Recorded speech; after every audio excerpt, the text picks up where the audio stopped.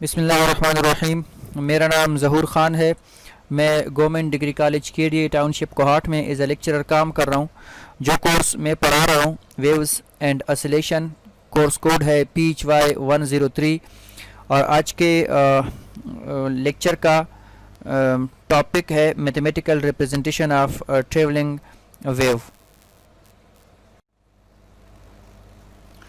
अच्छा, mathematical treatment की तरफ जाने से पहले अगर हम ट्रेवलिंग और स्टेशनरी वेव्स में पहचान कर सकें तो ज़्यादा बेहतर होगा। ट्रेवलिंग वेव्स वो वेव्स होते हैं कि जिसमें एनर्जी जो है वो एक जगह से दूसरी जगह ट्रांसपोर्ट होती है। मसलन आप इस फिगर में देख सकते हैं जहाँ पे वाटर वेव्स आपको नज़र आ रहे हैं कि अगर हम किसी एक तालाब में कोई एक पत्थर फेंकें या किसी भी तरीके से हम इसके सरफेस पे अगर हम डिस्टर्बेंस पैदा कर लें तो वो डिस्टर्बेंस जो है वो साहिल की तरफ ट्रेवल करता है, उस तालाब के किनारों की तरफ ट्रेवल करता है। तो आप यहाँ पे देख सकते हैं कि हमारे पास जो है वाटर सरफेस की कुछ हेली एरिया जैसी नज़र आ रही है और कहीं पे जो है वैली बनी हुई है। तो ये असल में जो वाटर पार्टिकल्स हैं वो अपनी मीन पोजीशन से जो एबाव हैं वो जैसे हेली एरिया है और जो बिलो हैं वो वैली बना रहे हैं। तो यूँ हमारे पास ये वेव्स ट्रेवल करते हैं from the point of disturbance to the shore of the pond. दूसरा जो हमारे पास है वो स्टेशनरी वेव्स हैं। इसमें एनर्जी जो है वो एक जगह से दूसरी जगह ट्रेवल नहीं करती, बल्कि एनर्जी जो है वो दो पॉइंट्स के दरमियान ट्रैप रहती है। मसलन अगर आप देखें ये एक स्ट्रिंग है, उसमें स्टेशनरी वेव्स पैदा हुई हैं, तो ये एक एंड पॉइंट है और इसके अलावा ये एक एंड पॉइंट है। इन दो एंड पॉइंट्स के दरमियान एनर्जी जो है वो ट्रैप है। इधर अगर हम देखें सेकंड हार्मोनिक है, इसमें इस लूप की जो एनर्जी है वो इधर नहीं आ सकती और इस लूप की जो एनर्जी है वो इधर नहीं आ सकती। तो हर एक लूप में एनर्जी जो है वो ट्रैप है। सिमिलरली अगर हम थर्ड हार्मोनिक में देखें तो किसी एक लूप की जो एनर्जी है वो दूसरी लूप तक जो है वो ट्रेवल नहीं कर पाती, बल्कि एनर्जी जो है वो हर एक लूप तक महदूद है। इसलिए हम इसको स्टेशनरी वेव्स कहते हैं। अच्छा, स्टेशनरी और ट्रेवलिंग वेव में पहचान करने के बाद अब हम आते हैं अपने टॉपिक की तरफ, जिसमें हम ट्रेवलिंग वेव को मैथमेटिकली रिप्रेजेंट करेंगे। सपोज़ कीजिए कि हमारे पास एक वेव है जिसका वेवलेंथ लेमडा है और फ्रीक्वेंसी इसकी एफ है। तो ये वो वेव है जिसकी फ्रीक्वेंसी को हमने एफ सपोज़ किया और वेवलेंथ को हमने लेमडा कह दिया है। तो इस शेप को अगर आप देखें, ये एक साइनोसाइडल शेप है और इस शेप को हम मैथमेटिकली इस इक्वेशन के ज़रिए रिप्रेजेंट कर सकते हैं, y of x is equal to a sine of 2πx by lambda. और ये जो मैथमेटिकल इक्वेशन इसका है, इसमें हमने एक ख़ास लम्हे को लिया हुआ है जिसको हम ज़ीरो टाइम कहते हैं। ये जो इक्वेशन आपको इस वक्त नज़र आ रहा है, तो अगर आप फंडामेंटल ट्रिग्नोमेट्री को देखेंगे तो वहाँ पे हम अमूमन साइन का फंक्शन थीटा इस्तेमाल करते हैं। यहाँ थीटा जो है उसको हमने रिप्लेस किया है। ये अगर आप देखें ये इक्वेशन असल में अगर हम वेव के ज़ुबान में बात कर लें तो एक हमारे पास होता है एक टर्मिनोलॉजी फेस कांस्टेंट जिसको हम थीटा यहाँ पे कह रहे हैं, और एक हमारे पास होता है पाथ डिफरेंस। एक हमारा ये फेज़ डिफरेंस है, सॉरी ये फेज़ डिफरेंस है, और ये जो है ये हमारे पास पाथ डिफरेंस है। तो इन दोनों के दरमियान जो रिलेशन है theta by 2π is equal to x by lambda, cross multiplication कर लें तो theta is equal to 2π x और लेमडा। तो यहाँ पे हमने जो फेज़ डिफरेंस है इसको लिखा है in terms of path difference. तो थीटा को हमने रिप्लेस किया है 2π x बाई लेमडा से।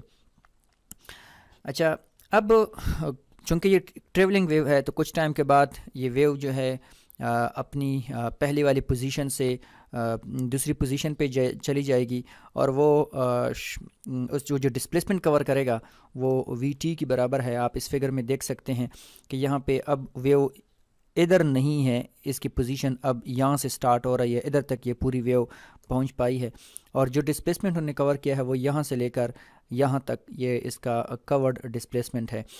तो अगर आप मान लीजिए कि आप इस वेव के क्रस्ट के ऊपर बैठे हैं, तो ये वेव जब आगे ट्रेवल करेगी तो आप इसके क्रस्ट के साथ ही ट्रेवल करेंगे। ये ऐसे ही है जैसे अगर आप किसी एक घोड़े को राइड कर रहे हैं, मोटरसाइकिल को आप राइड कर रहे हैं मसलन, तो आप इस क्रस्ट के ऊपर बैठे हैं, तो अगर आपकी पहली पोजीशन ये है तो अब नेक्स्ट नया पोजीशन जो आपका होगा वो ये वाला बन जाएगा। तो इस नए पोजीशन पर भी आपकी जो मीन पोजीशन से फासला है अलोंग द वाई एक्सिस वो वही है जो time t is equal to 0 पे आपका मीन पोजीशन से अलोंग द वाई एक्सिस फासला था।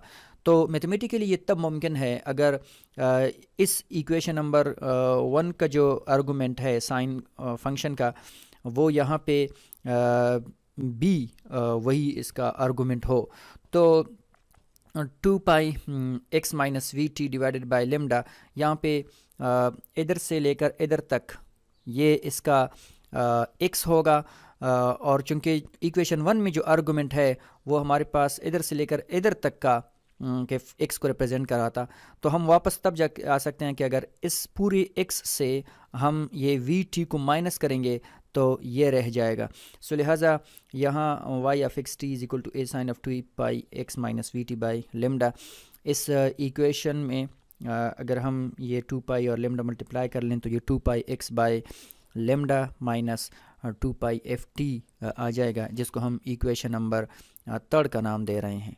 इक्वेशन 3 को ज़्यादा आसान बनाने की खातिर हम वेव नंबर, एंगुलर फ्रीक्वेंसी जैसे टर्म्स को डिफ़ाइन करते हैं, जिसमें 2 पाई बाय लेमडा जो इक्वेशन 3 में आ रहा था उसकी जगह पे हम k पुट करते हैं, और 2 पाई एफ की जगह पे हम ओमेगा को पुट करेंगे। यहाँ पे k जो है ये वेव नंबर कहलाता है, और वेव नंबर हमारे पास number of radians per second होते हैं, जबकि ओमेगा जो है ये एंगुलर फ्रीक्वेंसी कहलाती है और ये number of radians per unit time कहलाता है। तो k की वैल्यू और ओमेगा की वैल्यू अगर हम लिख लें 2 पाई बाय लेमडा और 2 पाई बाय एफ की जगह पे, तो फिर इस सूरत में इक्वेशन 3 जो है वो बन जाएगा y of x is equal to a sine of k x minus omega t.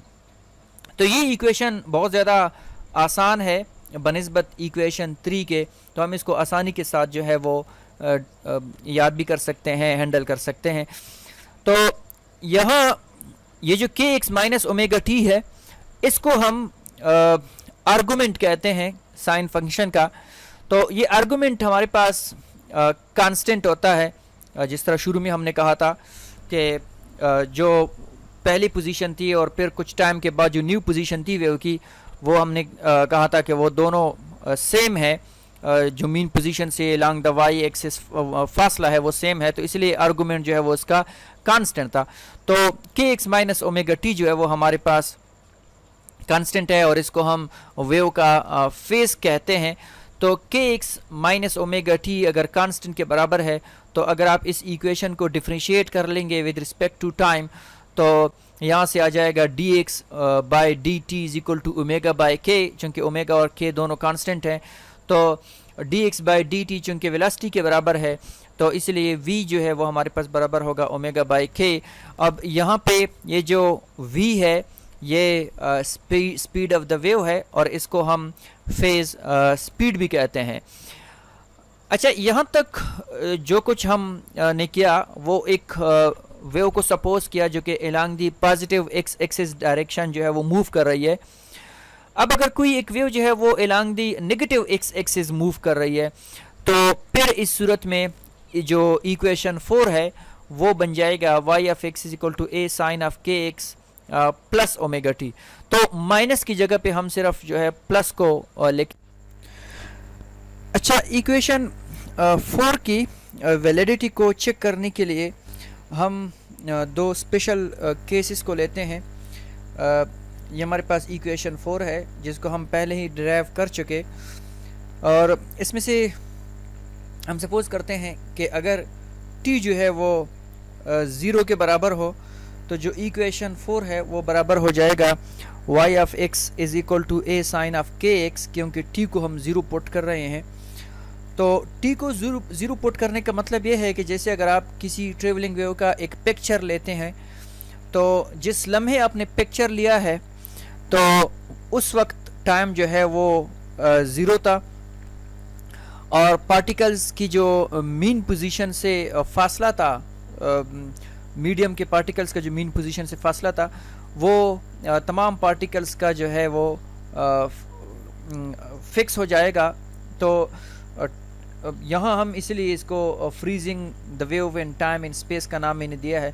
तो यहाँ पे y ऑफ x जो है वो a साइन ऑफ kx के बराबर है। तो अगर आप x की वैल्यू को 0 पुट कर लेते हैं तो y की वैल्यू यहाँ पर 0 होगी, और अगर हम x की वैल्यू जो है वो लेमडा बाई 2 को लेते हैं तो फिर भी y की वैल्यू जो है वो 0 होगी। अगर आप देखें kx is equal to 2 pi by lambda into lambda by 2 which is equal to pi. So ये k की जगह पे 2 पाई बाई लेमडा हमने पुट किया है, और यहाँ ये x की जगह पे हमने जो है लेमडा बाई 2 को पुट किया है, जो इस पॉइंट को रिप्रेजेंट कर रहा है।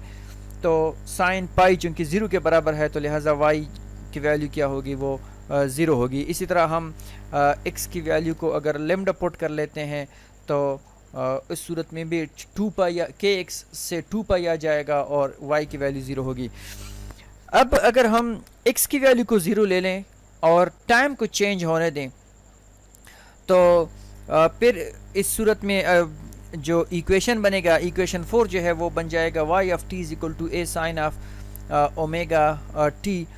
तो आप देख सकते हैं कि इस फिगर में यहाँ हमारे पास अगर t 0 है तो y की वैल्यू 0 होगी, और अगर t की वैल्यू हमारे पास कैपिटल T बाई 2 है, याद रखिए यहाँ पे कैपिटल T जो है वो टाइम पीरियड को रिप्रेजेंट कर रहा है, तो फिर इस सूरत में y की वैल्यू दोबारा 0 होगी। वो कैसे 0 आ रही है, क्योंकि omega t is equal to omega की जगह पे 2 पाई बाई t हम पुट कर रहे हैं कैपिटल T, और स्मॉल t जो है वो हमारे पास आ जाएगा कैपिटल T बाई 2, यहाँ से पाई आ रहा है। तो साइन ऑफ पाई चूँकि 0 के बराबर है तो इसलिए यहाँ पे टोटल जो y ऑफ t होगी वो हमारे पास 0 आ जाएगा। तो ये जो इक्वेशन है ये गोया एक सिंपल हार्मोनिक ऑसिलेटर को रिप्रेजेंट कर रहा है कि किसी भी एक ख़ास पॉइंट पर जो पार्टिकल है वो हार्मोनिकली ऑसिलेट करेगा अबाउट द मीन पोजीशन। अच्छा, जो मैथमेटिकल इक्वेशन हमने हासिल कर लिया है y of x is equal to a sine of kx minus omega t, तो इसमें अभी भी खामियां मौजूद हैं। वो ऐसी कि अगर हम यहाँ x और t दोनों को पुट कर लें 0 तो इस सूरत में y की वैल्यू जो है वो 0 ही रहेगी। लेकिन प्रैक्टिस में प्रैक्टिकल लाइफ में ज़रूरी तो नहीं है कि अगर किसी एक मीडियम के पार्टिकल पर से वेव गुजर रही हो तो वो पार्टिकल मीन पोजीशन से ही अपनी ऑसिलेशन को स्टार्ट करे। हो सकता है कि वो पार्टिकल जब तक कि वो वेव उस पार्टिकल तक पहुंचता हो तब तक कि उस वक्त वो पार्टिकल पहले ही से एक्सट्रीम पोजीशन पे हो और किसी दूसरी वजह से, और या हो सकता है कि वो पार्टिकल जो है मीन पोजीशन से अबव हो, एक्सट्रीम पोजीशन से बिलो हो। तो ये तमाम पॉसिबिलिटीज़ प्रैक्टिस में हैं। तो इसके लिए हम इस इक्वेशन को थोड़ा सा और जनरलाइज करेंगे और इसमें हम एक और टर्म को शामिल कर रहे हैं इस इक्वेशन के आर्गूमेंट में, जिसको हमने फाई कहा है। ये फाई एक्चुअली फेस कांस्टेंट कहलाता है। तो ये अब इस इक्वेशन को ये जो इक्वेशन है अब ये बहुत ज़्यादा एक जनरल इक्वेशन है जिसमें तमाम पॉसिबिलिटीज़ जो हैं वो तमाम पॉसिबिलिटीज़ पे ये पूरा उतर सकता है। मसलन वो कैसे कि अगर हम x और t दोनों को 0 ले लें तो इस सूरत में अगर कोई पार्टिकल जो है वो अपनी मीन पोजीशन से मोशन को स्टार्ट कर रहा है तो इस सूरत में फाई की वैल्यू जो है वो भी 0 होगी, क्योंकि x और t 0 हो तो फाई भी 0 हो, तब जाके y की वैल्यू 0 होगी। इसके अलावा अगर एक पार्टिकल जो है वो जब इसमें से इस पर से वेव पास हो रही हो तो इस दौरान वो पार्टिकल जो है वो मीन और एक्सट्रीम पोजीशन के दरमियान हो, और इस दौरान लेट से वो यहाँ से स्टार्ट ले रहा है, न एक्सट्रीम पे है और न जो है वो मीन पे है, तो इस दौरान x और t की वैल्यू अगर ज़ीरो हो तो फाई की वैल्यू फिर ज़ीरो नहीं हो सकती। अब समझ लीजिए कि ये अगर बिल्कुल दरमियान से स्टार्ट ले रहा है तो इस सूरत में पाई की वैल्यू जो है वो फाई की जो वैल्यू है वो पाई बाय 6 होगी। इसी तरह अगर हम यहाँ देख लें तो जो मीडियम के पार्टिकल्स हैं वो बिल्कुल अपने एक्सट्रीम पोजीशन से स्टार्ट ले रहे हैं, एक्सट्रीम पोजीशन से आने वाले वेव को रिस्पॉन्ड कर रहे हैं। तो इसलिए अगर x और t जो है वो दोनों ज़ीरो हों तो इस सूरत में साइन ऑफ पाई बाई 2 आ जाएगा, और फाई की जो वैल्यू है वो यहाँ पे पाई बाई 2 होगी, और हमें पता है कि साइन जो पाई बाई 2 है वो 1 के बराबर होता है। तो ये वो जनरल इक्वेशन है जो कि तमाम केसेस पे पूरा उतर सकता है। आज के लिए इतना ही काफ़ी। उम्मीद है आप इस लेक्चर को अपने लिए बहुत मुफीद पाएंगे।